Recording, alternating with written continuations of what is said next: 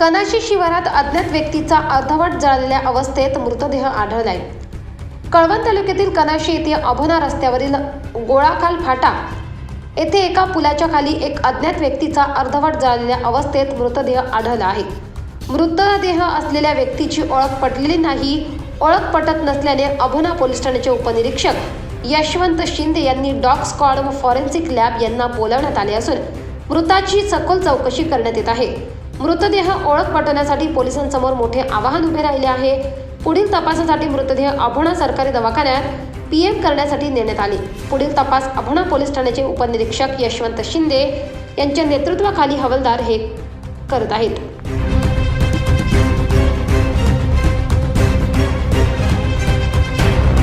24 live Maharashtra न्यूजसाठी पुंजाराम खांडवी, पुनत खोरे, कळवण।